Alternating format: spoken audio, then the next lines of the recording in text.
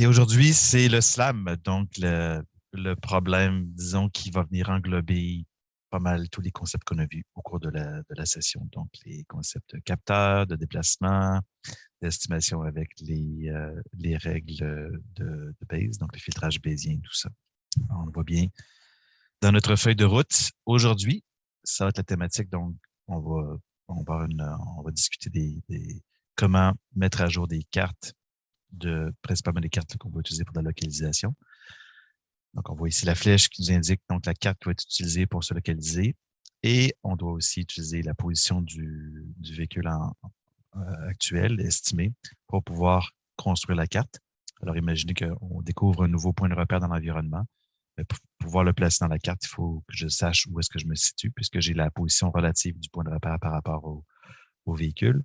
J'ai la position du véhicule par rapport à la carte, donc je peux venir insérer maintenant un nouveau point de repère dans la carte en utilisant donc la pose X. C'est un problème qui est difficile, c'est un problème qui est circulaire, c'est pas facile. Mais aujourd'hui, on va voir trois techniques pour résoudre ce problème. Allons-y, le slam, l'introduction. On n'en fait que 3 heures à peu près aujourd'hui. Le slam est un domaine quand même assez dense et beaucoup de recherches qui s'y fait. Donc, 3 heures, c'est vraiment un aperçu. Mais on est chanceux, on a quand même eu des bonnes bases dans le cours pour être capable de le faire. Donc, on avait vu au cours de la session donc, le modèle de capteur, donc quelle est ce qu'on appelle la fonction de vraisemblance, quelle est la vraisemblance d'avoir la mesure Z sachant la pose X de mon véhicule. On a vu aussi comment on peut se localiser, donc quelle est la position X sachant les mesures. Précédemment, je passais sous silence la carte M. On faisait l'hypothèse que j'avais une carte qui était déjà donnée. Ici, je le mets explicitement. Vous allez voir pourquoi dans quelques lignes. Le filtrage, on avait vu, donc, c'était de dire j'ai l'historique des mesures, Z, l'historique des commandes. Encore là, ici, la carte que j'ai mis de façon explicite, la carte M. Et on essaie de retrouver la pose du véhicule à l'instant T. Maintenant, on va vouloir estimer et la pose et la carte. C'est ce qu'on veut faire dans le slam. Donc, vous voyez ici le M que j'avais mis explicitement ici. Voilà, maintenant, on va le mettre de l'autre côté de la grande barre. Donc, maintenant, sachant l'historique des mesures et sachant l'historique des commandes, on veut maintenant estimer non seulement la pose, mais aussi la carte dans lequel environnement le véhicule est déployé. Donc, ça, c'est ce qu'on appelle la partie filtrage. Donc, filtrage parce qu'on va, comme dans le filtrage ici, on recherche à avoir la dernière pose du système. Il existe aussi ce qu'on appelle le full slam, qu'on va traiter un peu plus tard là, vers la fin du cours aujourd'hui. Et le full slam, lui, ce qu'on va faire, c'est estimer la trajectoire complète. Ici, c'était juste la dernière position. Ça, c'est du filtrage. Lorsqu'on fait du full slam, on appelle ça aussi du lissage. On va venir lisser la trajectoire précédente. En anglais, on appelle ça du smoothing. Donc là, ici, on a vraiment un ensemble de positions qui représentent donc toutes les poses précédentes et la pose actuelle. Le scénario typique dans le slam qu'on va faire aujourd'hui, eh bien, vous avez un robot ici là, qui est représenté par le point noir. Vous avez son système d'axe local ici. Et on va avoir des points de repère M1 à M7. Et en pointillé ici, ça, c'est la portée du capteur. Par exemple, un lidar, une portée peut-être de 4 mètres. Mon point de repère, lui, ça va être quoi? Ça va être une structure de données qui va avoir la coordonnée en X et en Y, parce qu'on va travailler ici dans le plan. Aussi une signature. Et notre carte, donc, va être l'ensemble des points de repère qui ont été découverts. Donc, au début, on commence, notre robot, il aperçoit juste le point de repère M1, donc la carte ne va contenir que M1. Si vous voulez, on ne sait pas à l'avance il existe combien de points de repère dans la carte, parce que la carte ça va dépendre, de la densité des points de repère, puis deuxièmement, ça va dépendre aussi de l'étendue de l'exploration. Ici, il faut faire attention, c'est des structures de données qui vont croître avec le temps. À mesure qu'on découvre des nouveaux points de repère, on va les rajouter à la carte. Le robot se déplace. Vous voyez comment, à mesure qu'on découvre les points de repère, notre carte va venir grandir. Donc, c'est vraiment le cas de figure le plus simple, un robot sur un plan qui se promène avec un certain nombre de points de repère. Donc, à la fin, quand je suis revenu au début, vous voyez, ma carte maintenant va être constituée de ces 7 points de repère-là.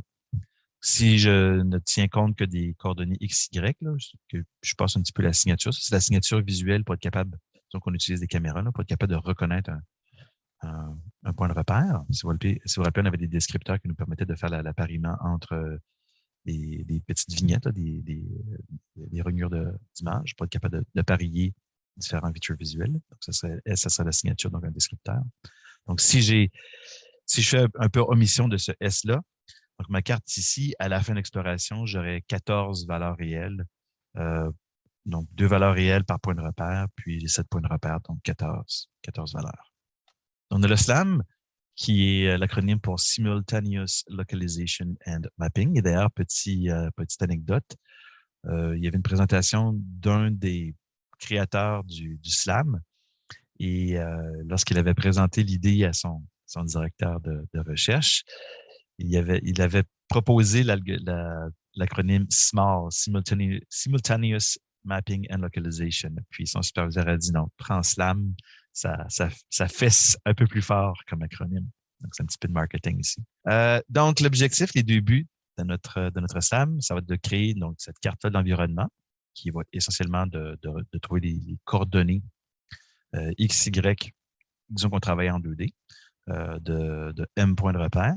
Et on va vouloir aussi maintenir l'estimé X de la pose, donc X, Y, θ pour la pose, pour le robot, par rapport à cette carte M. Donc, on va avoir un référentiel global, si vous voulez, et on va référencer tous les points de repère M et le robot par rapport à ce référentiel-là, qui va être le référentiel de la carte, essentiellement. Les mesures Z vont nous donner donc de l'information entre les repères M dans la carte et la pose du robot. Donc, on utilise les mesures Z pour localiser le robot par rapport au point de repère et pour localiser les points de repère par rapport au robot. Et sans dire rappelez-vous, mais c'est toujours un peu flou parfois dans nos esprits, les filtres. Parce qu'il va y avoir des erreurs sur nos mesures. Et les erreurs, on ne pourra jamais savoir exactement est-ce qu'elles proviennent majoritairement d'une imprécision. On ne pourra pas dire est-ce que cette erreur-là vient du repère ou du robot. Ça va toujours être un mélange des deux. Et on va se fier encore là sur les matrices de covariance. Si la covariance est petite sur le robot et grande sur les points de repère, on va dire que c'est probablement que la pose du véhicule est c'est ce qu'on va utiliser comme information pour venir par exemple, modifier la position des points de repère. À l'inverse, si les points de repère sont très bien, les covariances sont très faibles, mais que la covariance est très grande sur la pose du véhicule, lorsqu'on va recevoir un point de repère, ce qui va arriver, c'est que la covariance du véhicule va chuter grandement. On va aussi beaucoup déplacer l'estimé X de la pose du véhicule, mais on ne va pas bouger beaucoup les points de repère puisqu'on a acquis, dans notre SLAM, on va déterminer que la covariance pour les points de repère, elle est plutôt faible. C'est toujours le même principe de fusion de données. On met plus d'importance sur les évidences qui ont des covariances plus petites.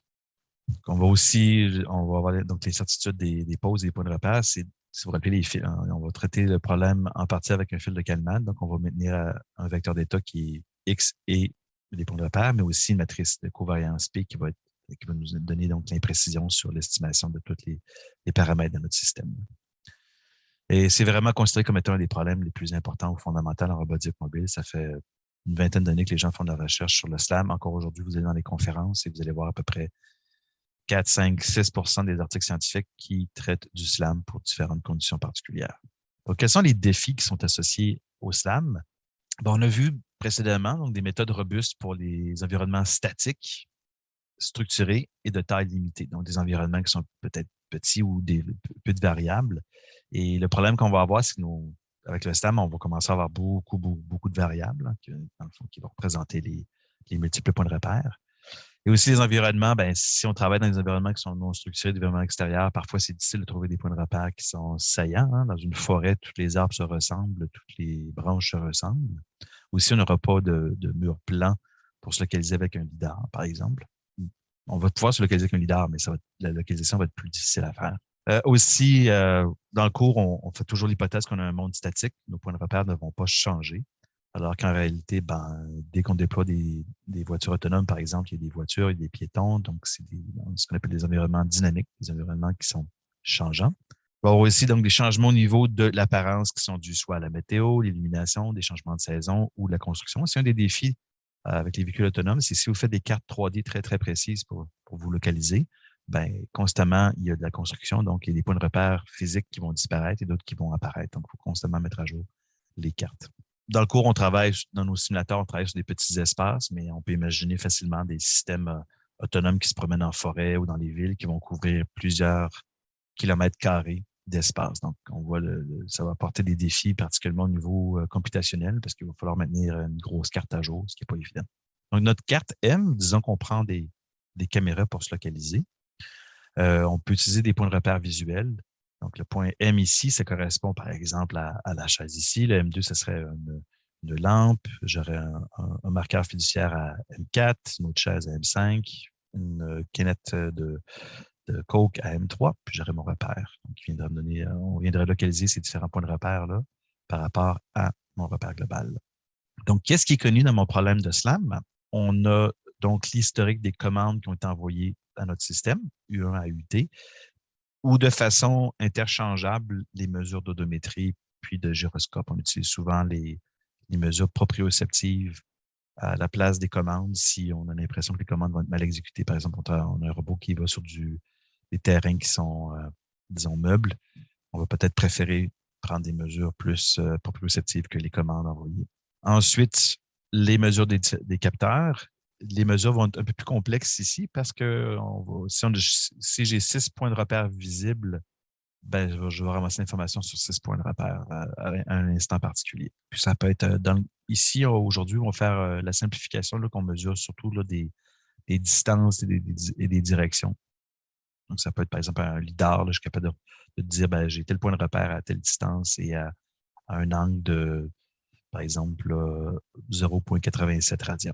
Et ici, on va faire une grosse hypothèse simplificatrice dans le cours. Notez que dans la vraie vie, cette hypothèse-là, on ne peut pas la faire. Et c'est l'appariement mesure-repère. Donc, on va avoir un vecteur ici qui va nous dire ben, la mesure 1 correspond au point de repère 7, la mesure 2 correspond au point de repère 14, et ainsi de suite. Donc, on va associer une mesure du vecteur Z ici à un point de repère particulier. Et ça, c'est toujours le fameux problème de data association. Et dès qu'on vous dit data association, dans votre tête, ça devrait vous dire c'est un problème difficile.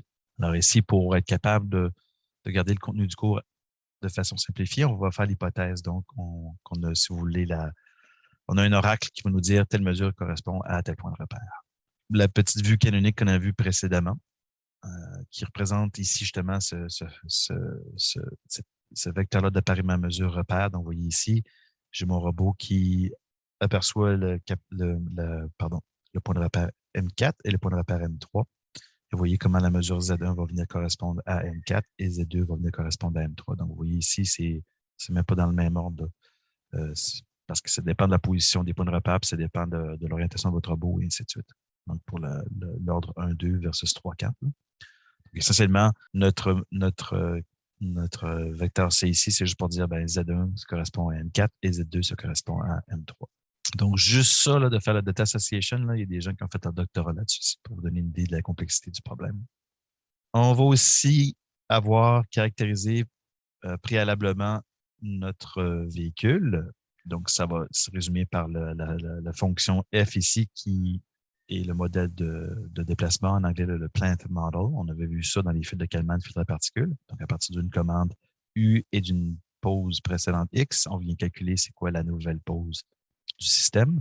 On va aussi avoir notre modèle des capteurs. Donc, à partir d'une carte M et d'une pose X, je peux prédire c'est quoi les mesures qui devraient être captées par mon robot.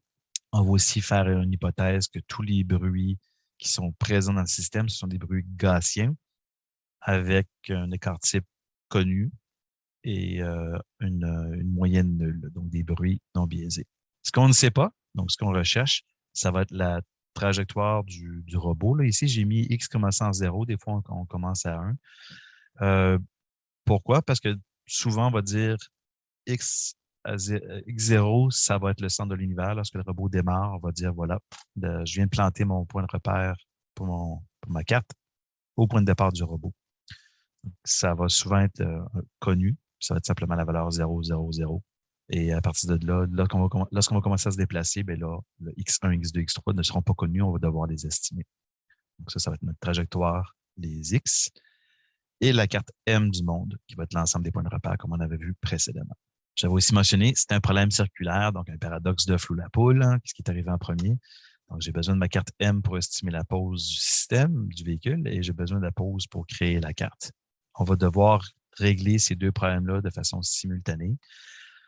Un des problèmes qui peut surgir du fait que c'est un problème circulaire, c'est que si on fait une erreur, par exemple, dans la pose ou dans les mesures, il y a un bruit, une donnée aberrante, par exemple, qu'on n'a pas filtrée, ça se peut que ça vienne induire des corrections sur la carte qui font que à l'itération suivante, sur l'estimation de la pose, mon erreur d'estimation de la pose grandit, ce qui fait que je vais augmenter l'erreur sur ma carte et ainsi de suite. Donc, c'est souvent des systèmes qui sont fragiles. Tout va bien, puis à un moment donné, moi, j'ai passé la carte explose, vous voyez les points de repère qui s'en vont dans toutes les directions. Puis c'est parce que le filtre vient de diverger. Donc, toujours, garder ça en tête, c'est des systèmes qui peuvent être passablement fragiles.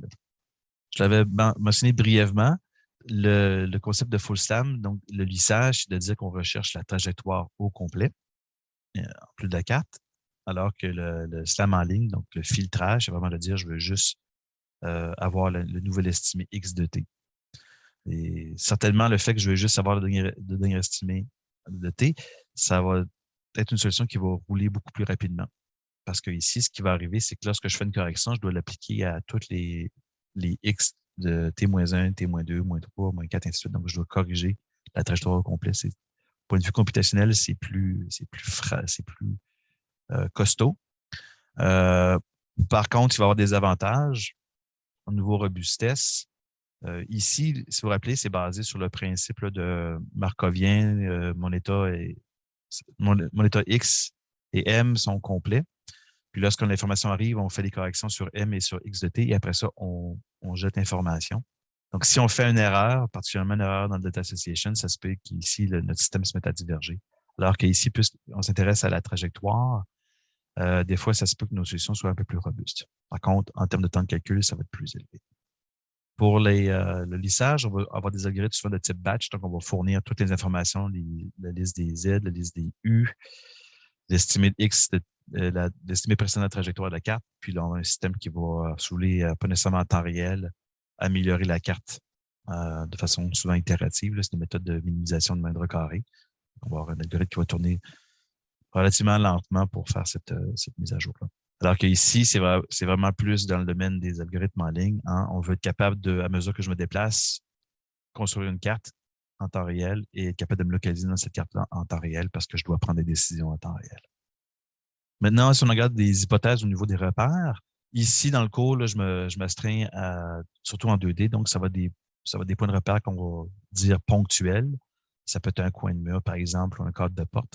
En 2D, ça va, un coin de mur. En 3D, ça va être des coins de cadre, par exemple, des interrupteurs. Donc, les images sont relativement petites dans les images des caméras. Là. Et donc, en 3D, donc, il faut vraiment avoir une belle localisation en X, Y, Z et tout ça, pour être capable d'avoir une hypothèse là, que notre point de repère il est ponctuel. On veut aussi que nos points de repère soient identifiables facilement, donc distinguables les uns des autres. Si on a un problème d'avoir des points de repère qui sont très similaires, ben, le problème de data association entre une mesure Z, qui serait donc les images ici, et un point de repère serait difficile. Donc, dans le cas de figure ici, c'est relativement simple. Hein. Vous avez une canette de bière sur un îlot, mais là, vous avez fait un party, puis là, ben, il y a un peu plus de canettes de bière. Donc, si vous utilisez les canettes de bière comme des points de repère, ben, comme elles sont tous identiques, vous risqueriez peut-être d'avoir des problèmes au niveau d'associer des pixels au bon point de repère. Donc, gardez ça en tête, d'avoir des traits distinguables, donc des objets qui sont très saillants dans l'environnement. Fort heureusement, la plupart des environnements humains, peut-être pas dans les entrepôts, par exemple, là, mais dans les environnements d'une maison, la diversité des apparences des objets est quand même assez suffisante pour remplir ce critère-là. L'illustration du problème avec les graphes de dépendance, méthode donc, graphique là, en probabilité, vous aide, je pense, à bien cerner le problème du SLAM.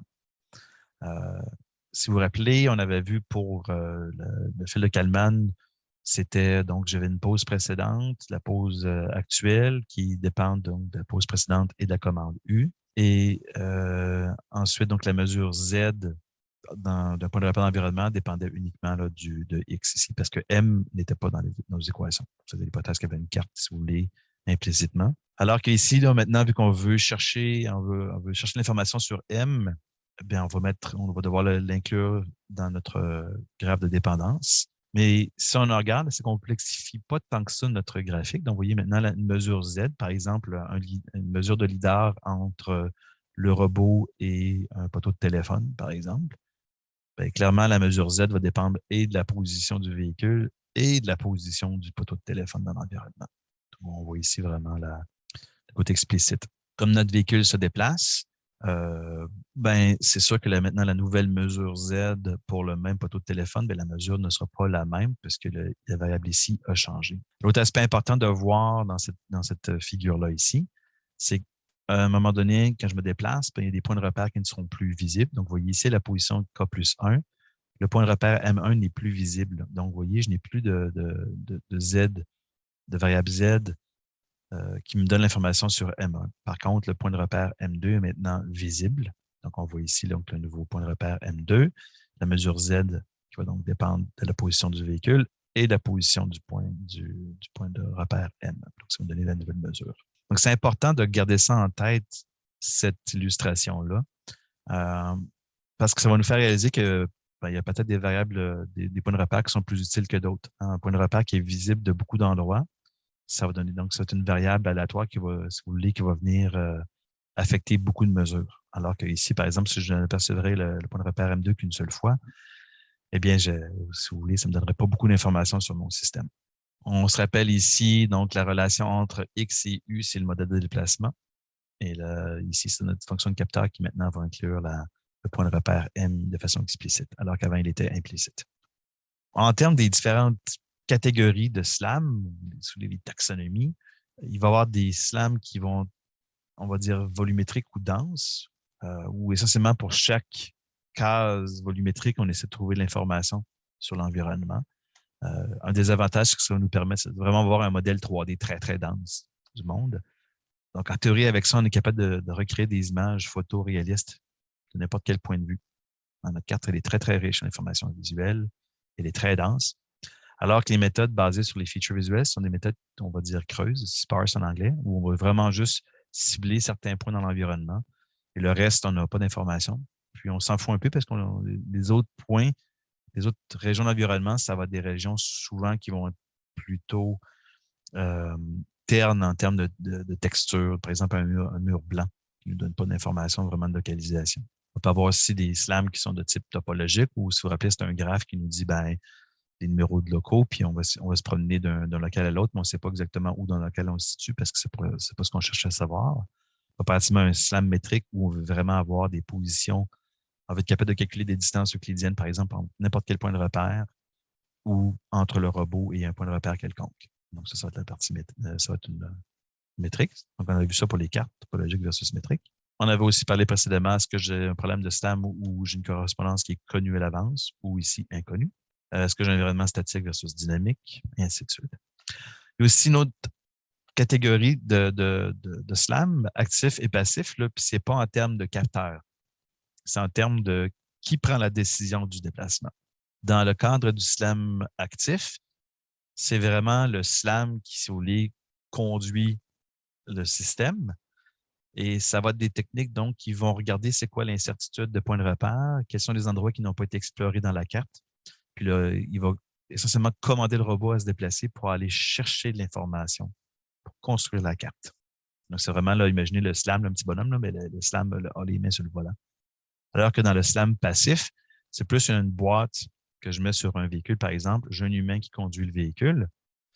Et la boîte, ce qu'elle fait, elle a construit l'environnement en 3D avec des algorithmes de slam. Mais la sortie du slam ne va jamais, si vous voulez, dans un processus qui va faire tourner le volant. On peut faire aussi du slam avec un seul robot ou du SLAM multirobot. Dans le cas du multirobot, c'est comme si vous avez un essaim de véhicules qui se promènent. Ils vont s'échanger des informations. L'information, ça peut être des mesures ou ça peut être carrément des sous-cartes.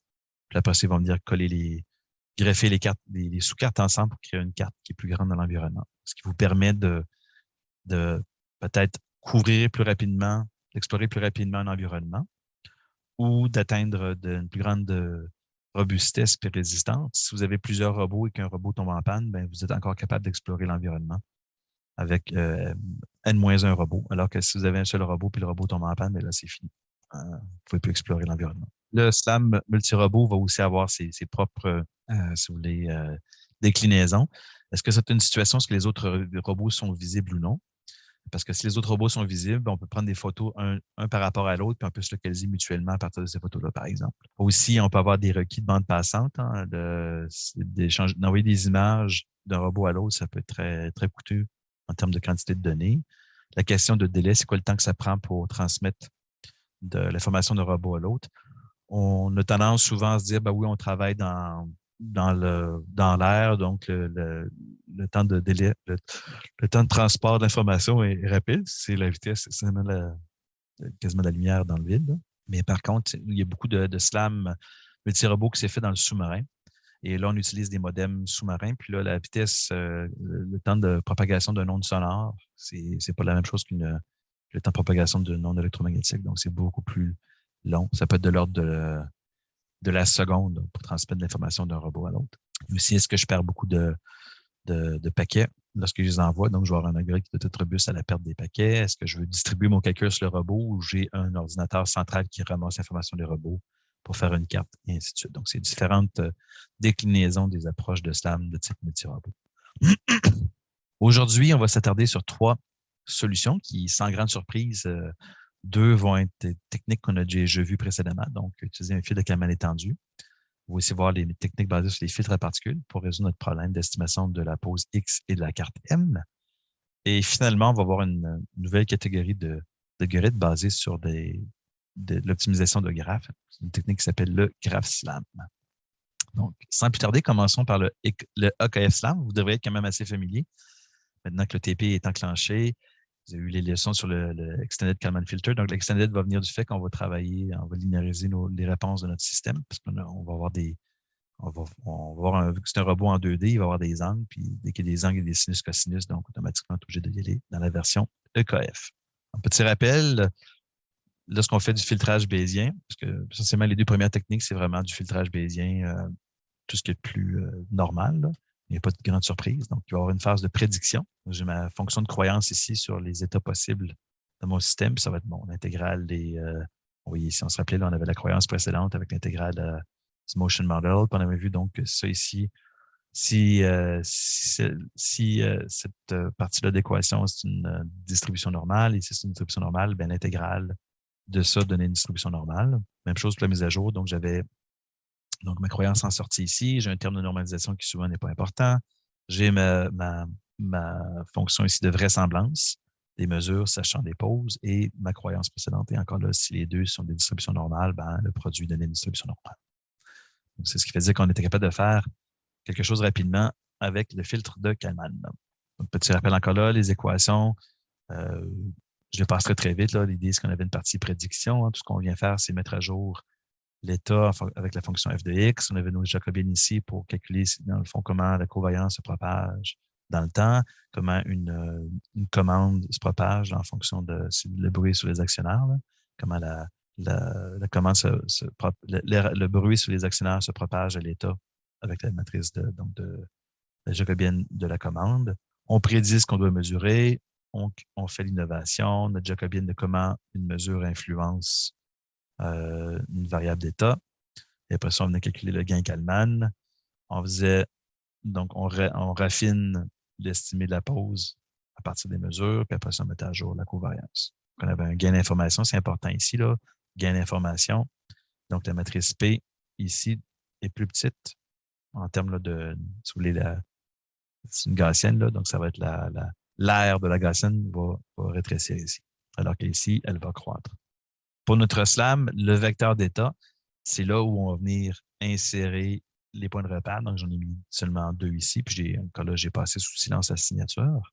Donc, vous voyez, pour 2 points de repère en 2 dimensions, mon vecteur d'état maintenant est rendu à 7 entrées. Si on explore, ça veut dire qu'on va finir par découvrir des points de repère, des nouveaux M. Donc, à mesure que le système se déplace, on va venir donc allonger notre vecteur d'état. Par contre, on va aussi chercher à ne pas l'augmenter trop vite parce que le temps de calcul de notre fil de Kalman dépend de la taille du vecteur d'état X. Rappelez-vous qu'il va y avoir une matrice de covariance derrière ça qui va être, disons que mon vecteur X de taille N, ben, là, ça veut dire que la matrice de covariance va de taille N carré. Donc, il va y avoir un calcul quand même assez important à faire. Donc, on va essayer de ne pas vouloir trop rajouter des points de repère. Et souvent, l'heuristique qu'on utilise, c'est lorsqu'un nouveau point de repère arrive, on va le mettre dans une liste temporaire. On va dire, si jamais ce point de repère-là, il est visible pour peut-être 5 positions différentes, ben, là, je vais le rajouter dans mon vecteur d'état parce qu'il va m'être utile. Si on l'aperçoit une fois, puis après ça, on ne l'aperçoit plus, on va se dire, ça ne donne rien de le trimballer dans mon vecteur d'état. Il ne m'apporte plus d'informations vraiment pour la localisation. Donc, on ne va pas le mettre dans le vecteur d'état. Donc, c'est l'exemple ici. Vous voyez le point de repère M1, par exemple, le long de la trajectoire, vous voyez comment M1 est aperçu 1, 2, 3, 4, 5. Hein, la relation qu'un point est aperçu, je le mets par une petite ligne rouge ici. Donc, M1 est clairement un bon candidat. M2, vous voyez 1, 2, 3, 4, 5, 6. Il est aperçu 6 fois. Alors que M3, vous voyez 1, 2, et c'est tout. Donc, nettement, on préfère, si je devais ne choisir que 2 points de repère, bien, clairement, on prendrait M1 et M2. Et aussi, c'est subtil, on va reprendre un peu plus, on va faire du graph slam, mais aussi, les points de repère qui sont aperçus au début et à la fin d'une trajectoire, ce sont des points de repère qui sont très, très utiles à maintenir à diminuer, si vous voulez, l'incertitude sur la pose du véhicule et sur la carte. Alors qu'un point de repère qui est visible seulement pendant un certain temps, par exemple ici en bout de trajectoire, va être moins utile. Ça va être plus facile de comprendre pourquoi lorsqu'on va voir l'algorithme de graph slam. Et gardez ça en tête. C'est non seulement le nombre de fois que je vois un repère, mais aussi la diversité, si vous voulez, des endroits où est-ce qu'on le voit. La matrice de covariance, j'avais déjà mentionné, si j'ai 7 valeurs dans mon vecteur d'état, ben, ma matrice de covariance va devoir être une 7 par 7, par exemple. Donc, on voit que la taille de P va être n carré, où n étant le nombre d'entrées dans mon vecteur d'état. Et pour un système en 2D, ça va être 3xy θ pour la pose du véhicule, plus 2m pour le nombre de points de repère dans ma carte. Donc, clairement, vous voyez ici, on va frapper une limite pratique. D'avoir une trentaine de points de repère, ça va. Mais si vous explorez sur 10 km², vous êtes rendu à 10 000 points de repère, ben, 10 000 points de repère au carré, ça commence à être un chiffre qui est commensurable, disons. Donc, il va y avoir une limite pratique à la quantité de points de repère qu'on peut utiliser dans une carte pour les méthodes de type EKF.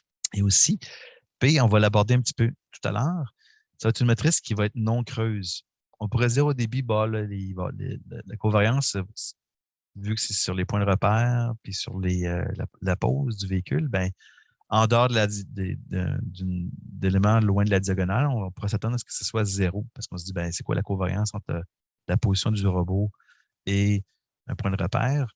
Intuitivement, c'est un peu difficile à saisir, mais ce qu'on va voir tout à l'heure de ce que je vais faire rouler la simulation, c'est que P est une matrice qui est non creuse. Donc, plus je vais me promener et plus la matrice P va s'enrichir, si vous voulez.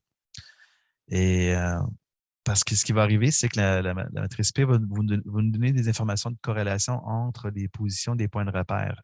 Donc, par exemple, une entrée non diagonale, ça peut être quoi la covariance de la coordonnée en X du repère 6 par rapport à la coordonnée en Y du repère 8. Donc, il va y avoir des covariances entre les différents points de repère.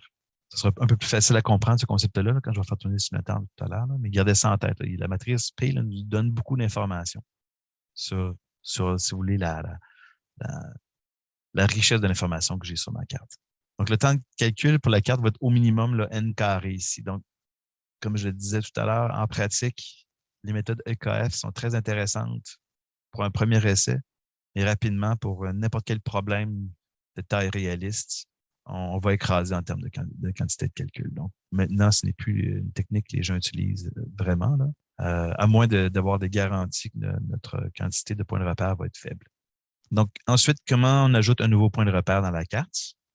Si vous vous rappelez, dans les fils de Kalman, c'est toujours important, c'est un fil récursif, donc on s'attend toujours à avoir un X0, d'avoir un point de départ, puis une matrice. Si vous vous rappelez aussi la matrice, on doit fournir une matrice au départ dans notre système. Et notre matrice, au début, nous donne, si vous voulez, c'est quoi notre confiance ou notre estimé préalable. On avait toujours dit, bien, si vous n'avez pas confiance, mettez des valeurs infinies pour les covariances, etc. Ou mettez des valeurs très, très grandes, alors que si vous êtes très confiant, vous mettez des valeurs très, très petites pour cette matrice-là. Et ici, il va falloir faire la même chose. Là. Quand j'ai un nouveau point de repère, je dois donc rajouter des entrées dans mon vecteur. Je dois aussi les initialiser avec une valeur qui est plausible. Puis ça va être quoi la valeur plausible? Ben, essentiellement, c'est la pose du robot plus la pose relative du point de repère par rapport au robot, la mesure relative. Et donc, je vais pouvoir initialiser les valeurs numériques là, dans mon vecteur à partir de ça. Donc, par exemple, si j'ai un robot à une dimension, c'est peut-être plus facile de le voir à une dimension. Ici, donc, j'ai mon axe, puis j'ai mon robot qui est situé ici, et j'aperçois un nouveau point de repère devant moi qui est à 2 mètres. Disons que ici, je suis à 3 mètres. Là, et j'aperçois un nouveau point de repère M ici à 2. Puis on me dit, dans le fond, mon capteur m'a dit il est situé à 2 mètres. Eh bien, M ici, ben, c'est 3 mètres plus 2 mètres. Donc, c'est 5 mètres. C'est la position approximative. Donc, je mettrais un 5 mètres ici. Comme je dis, c'est pour un problème à une dimension, donc je n'aurai pas cette partie-là ici. Donc, vous voyez comment la distance relative ici, mon point de repère, j'aurai ma mesure ici. Et de la même façon, il va y avoir l'incertitude qu'il va falloir venir initialiser. Et vous pouvez encore là imaginer facilement, encore là que le problème à 2D, imaginez que ça, c'est mon incertitude sur la position du système, puis ma mesure, une incertitude qui, disons, correspondrait à une valeur comme ça ici. Je ne mets pas ici parce que dans le fond, ce que je vais faire, c'est additionner, si vous voulez. Là, j'ai 2 variables aléatoires. J'ai la position de X, puis j'ai la mesure relative. Donc, on sait que si j'additionne 2 variables aléatoires, ben, la distribution ici va être la convolution des distributions individuelles. Donc, ce qui va arriver, c'est que je vais avoir une distribution qui est plus large que l'incertitude sur ma mesure et plus large que l'incertitude sur la position du système, pour tenir compte de cette chaîne-là, si vous voulez, de mesure. Donc, on va venir initialiser notre point de repère avec une covariance, comme je l'ai dit, qui va être la résultante de la covariance de la mesure et la covariance de X lorsque j'ai découvert le point de repère. En 2D, notre EKF SLAM, ce qu'on va faire, c'est l'EKF SLAM, donc on va avoir une partie prédiction. On avait déjà vu ça, les méthodes bayésiennes avec une prédiction. On va commencer par prédire X, Y et θ dans le robot en fonction de la commande. Parce qu'on s'entend, la commande est appliquée au robot. La commande n'est pas appliquée au point de repère. La seule façon que la commande sera appliquée sur un point de repère, c'est que si votre robot a code sur un point de repère, le repos de repère, on peut le pousser. Je pourrais le déplacer. Ce n'est pas notre situation. Hein. Là, on va faire que les points de repère sont des points qui sont fixes, indéplaçables. Donc, nécessairement, la commande ne s'applique pas au point de repère. On va juste l'appliquer à X, Y, θ. Et conséquemment, la covariance ne va augmenter dans la matrice P. C'est seulement les termes de covariance qui sont reliés à la pose du véhicule qui vont augmenter. Parce qu'on s'entend, la carte n'est pas moins certaine parce que je me suis déplacé. La carte, si vous voulez, l'information est la même. Ensuite, pour les mesures, ça va être des mesures entre le véhicule et les points de repère. Donc, je vais avoir un vecteur de mesure Z. Là, je vais mesurer un sous-ensemble des points de repère. Donc, je vais avoir J points de repère qui sont visibles. Et là, ce qu'on va faire, c'est qu'on va faire plusieurs mises à jour. Donc, pour chaque repère visible J, donc autant de mises à jour que de repères visibles, je vais apparier la mesure J avec la mesure M selon la signature C. Ensuite, si c'est un nouveau point de repère, on va l'ajouter dans la variable d'état. Donc, on va grossir la carte ou, je l'avais mentionné précédemment, le mettre dans une liste provisoire. Ensuite, on va estimer c'est quoi la mesure, sachant, dans mon vecteur d'état ici, j'ai la position du véhicule, puis j'ai aussi estimé la position des points de repère. Donc, je peux estimer la mesure ZI. On peut associer ensuite une covariance à la mesure en fonction de notre connaissance de notre système. Et par la suite, donc, c'est simplement le fil de Kalman habituel. Je calcule le gain en fonction de cette information précédente-là ici. Et donc, ça va dépendre de P, de Q et de la jacobine lambda majuscule. Et on va ajuster l'état X et la covariance P selon le gain et l'innovation qui était mesurée. Donc, c'est vraiment un fil de Kalman standard. La seule chose, c'est qu'ici, la prédiction ne s'applique que sur un sous-ensemble des vecteurs d'état et une sous-matrice de P. Et après ça, ici, on fait une mise à jour par point de repère qui est visible. C'est un peu plus complexe à gérer et à comprendre que ce qu'on a vu précédemment. Premièrement, parce que les vecteurs et les matrices vont augmenter au fil du temps, à mesure qu'on découvre des points de repère. Le nombre de mesures aussi va beaucoup varier. Ça se peut que je sois dans une région où il n'y a aucun point de repère visible. Puis là, dans le fond, je fais juste des prédictions. Il faut aussi faire le problème d'appariement aux bonnes mesures. Et le nombre de mises à jour donc, va dépendre du nombre de points de repère qui sont visibles dans l'environnement. Maintenant, je vais vous montrer une petite démo, une animation que j'ai faite là, dans MATLAB.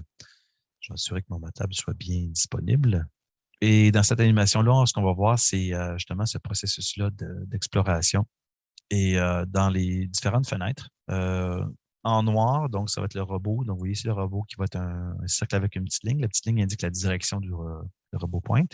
Le cercle va nous indiquer la portée du capteur. Donc, si un point de repère est plus loin que la portée, on ne va pas voir, il ne sera pas visible. Ensuite, l'estimer la pose du robot. Donc, tout ce qui est relié au robot, ça va être en vert. Donc, le petit cercle va indiquer la position estimée. Pardon. Et l'ellipse va être la matrice de covariance. Donc, dans P, je vais prendre la sous-matrice qui est reliée aux variables d'état de la pose du véhicule, donc X, Y, θ. Pour les points de repère, donc, je vais avoir un petit X et je vais avoir une ellipse en colloque qui va montrer la partie de la matrice de covariance qui est reliée uniquement à un point de repère. Les bruits sur le déplacement, donc je vais avoir 0,05 mètres par seconde et je vais avoir un bruit sur la vitesse angulaire de 0,1 degré par seconde. Et aussi, donc, je vais avoir des bruits sur les mesures. Les mesures vont être en coordonnées polaires, comme si c'était un lidar.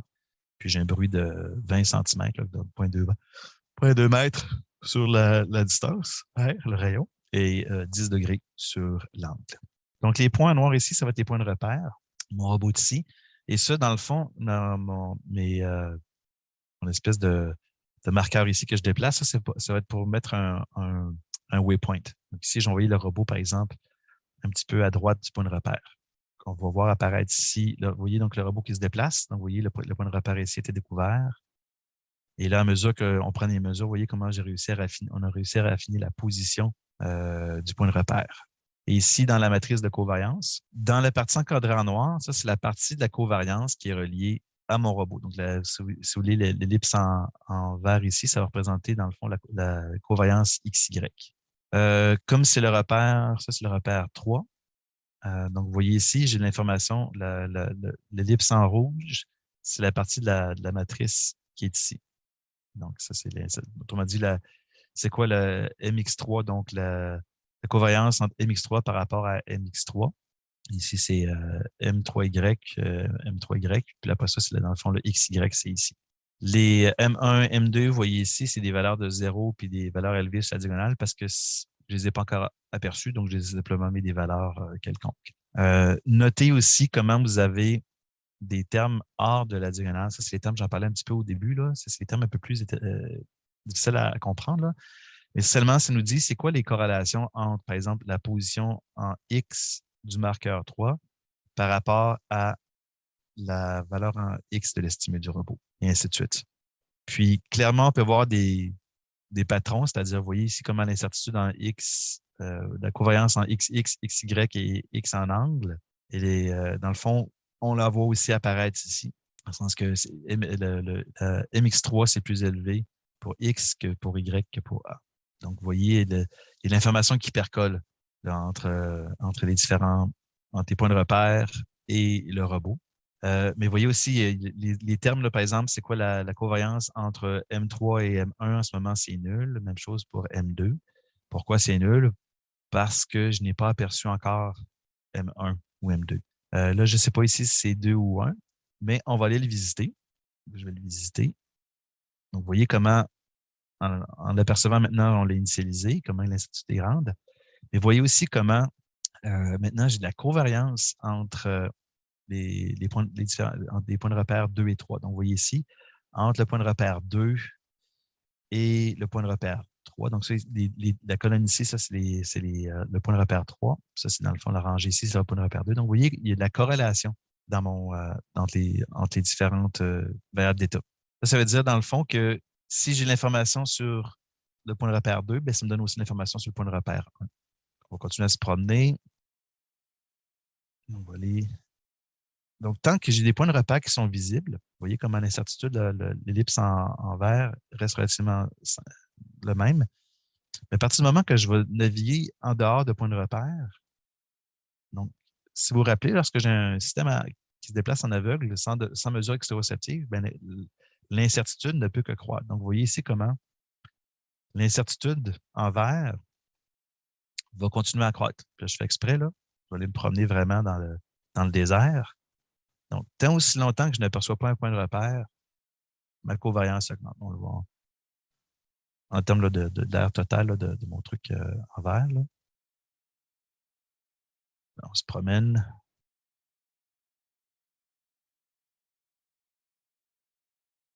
Puis là, on va voir que lorsque je vais découvrir le point de repère ici, il va y avoir une très grande incertitude associée à lui. Donc, vous voyez, très grande. Parce que si vous vous rappelez, lorsque je viens initialiser, je commence à mettre l'incertitude pour le point de repère ici, qui va être égal à, dans le fond, la combinaison d'incertitude de ma pose de mon véhicule plus l'incertitude de ma mesure. Donc, clairement, si j'ai une grande incertitude ici, ici, mon point de repère, il va être, si vous voulez, mal connu. La seule façon que je pourrais venir rétrécir l'incertitude en vert là, sur mon véhicule, ça serait d'aller voir un point de repère déjà qui est relativement bien connu. Donc, vous allez voir, l'incertitude ici va continuer à croître.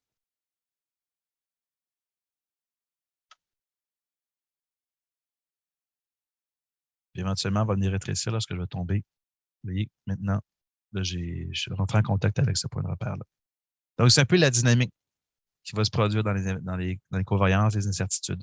On se fie sur les points de repère se fient sur nous, et ainsi de suite. Vous voyez aussi comment, après avoir visité tous les 3 points de repère, vous voyez comment, justement, quand je vous disais la matrice de covariance, elle n'est pas creuse. Vous voyez, elle se remplit de termes non nuls partout. Donc, c'est pour ça qu'on ne peut pas faire des approximations numériques en disant, ben là, si j'ai une matrice qui est creuse, ben, je peux aller quand même relativement vite. Sinon, chaque terme ici va être important dans la matrice de covariance. Là, ici, c'est des images, des captures d'écran que j'ai prises pour une configuration particulière de points de repère, puis de trajectoire. Donc, on voit ici pas en vert, mais en grippant la trajectoire que le robot va faire. Donc, au début, on voit ici, là, je vous parlais de la sous-matrice qui va correspondre à la pose X, Y et l'angle. A, c'est pour l'angle. Le reste des matrices, là, ça va être des valeurs nulles où j'avais mis des valeurs élevées sur la diagonale. On voit qu'à mesure qu'on se déplace, cette partie-là de la matrice est affectée. Lorsque le point de repère ici arrive, on a à la fois la covariance en rouge, là, ici, là, le cercle, l'ellipse, donc c'est la covariance sur les variables d'état qui sont reliées simplement au point de repère, mais aussi les covariances qui existent. Donc, ce que ça nous dit ici, ces entrées-là, c'est qu'il existe une relation entre la position du véhicule et la position du point de repère. Pourquoi? Parce que c'est le robot qui l'a découvert, ce point de repère-là. Donc, nécessairement, il va y avoir une corrélation qui s'installe. Donc, on voit ici, l'ellipse, comme je vous disais, c'est cette partie-là de la sous-matrice. Quand on se déplace, là, juste avant la découverte de ce point de repère-là ici, les entrées ici sont importantes. Après ça, dès qu'on découvre le point de repère, donc, on voit donc les parties ici de la matrice P. C'est le lien entre la pose du robot et le repère M2. En vert ici, les sous-matrices, c'est l'indique la corrélation des repères M1 et M2. Pourquoi il y a des corrélations? Quelque part, le robot a utilisé le point de repère 1 pour se localiser, puis il a utilisé cette information-là pour localiser 2. Donc, vous voyez comment il y a une corrélation qui s'installe entre ces différentes mesures-là. Puis, la sous-matrice ici orange, ça va être l'incertitude, la covariance juste des variables d'état reliées au point de repère. Et encore là, ici, j'avais parlé tout à l'heure, durant la présentation, durant l'animation de MATLAB, mais on voit très bien comment l'incertitude du point de repère et du robot sont très similaires ici parce que le robot est très, très, très proche du point de repère. Donc, mais que le point de repère, lorsque je le crée, il ne peut pas être plus précis que la pose du robot puisqu'on utilise la pose du robot pour localiser le point de repère. Peut-être pour revenir un peu plus sur cette notion-là de covariance entre les différentes points de repère, donc les termes hors diagonale. Je vais essayer de vous faire un exemple un peu à main levée, mais imaginez, toujours en une dimension, là, que j'ai mon robot que je vais mettre en bleu ici, qui est situé à cet endroit-là qui a une certaine pression. Mais là, pour l'instant, je ne mettrai pas l'écovariance sur le dessin juste pour allonger. Puis imaginez que je découvre 2 points de repère que je vais mettre, disons, en vert. Donc, un point de repère ici et ici. Puis que je mesure 50 cm. 50 cm ici, puis 50 cm ici aussi. Donc, ce que ça me dit indirectement, c'est qu'entre mes 2 points de repère ici, j'ai 100 cm entre les 2 points de repère. Puis, je les ai placés à un endroit quelconque là, sur la carte, là, qui était basé sur la position du véhicule. Maintenant, imaginez que mon véhicule se déplace. Donc, il vient ici. Que la portée de mon véhicule est de, disons, les capteurs ont une portée de 70 cm. Donc, ce point de repère-là ici va être visible, mais celui-ci ne l'est pas visible. Et imaginez que j'ai de l'information qui me dit, dans le fond, que ce point de repère-là ici, je devrais le déplacer de 10 cm. Donc, je devrais le déplacer ici de 10 cm. C'est l'information que ça me dit. Si je ne modifie pas la position du point de repère ici, qu'est-ce qui se passe maintenant? Ils sont rendus à 110 cm. Or, j'avais mesuré qu'ils étaient à 100 cm probablement de différence. Donc, à quelque part, mon fil de Kalman, c'est ce qu'il va faire. Il va aussi venir déplacer ce point de repère-là qui n'est pas visible pour le placer ici, pour respecter le fait qu'on a une croyance qui nous dit que c'est à 100 cm.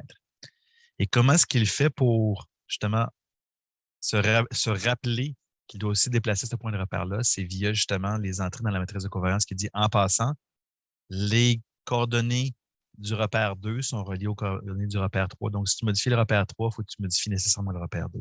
C'est l'exercice que j'ai fait. Je l'ai fait à la main. On comprend très bien que si je déplace le point de repère ici et que préalablement, j'avais établi qu'il y avait 100 cm entre les deux, bien, l'autre doit aussi suivre. Sinon, je vais avoir comme, je ne vais pas dire que j'ai créé l'information, mais je vais avoir comme violé l'information précédente. C'est vraiment le rôle des entrées de la matrice P. Ce n'est pas juste l'estimer des incertitudes, c'est aussi pour dire quelles sont les corrélations entre les différents points de repère dans l'environnement.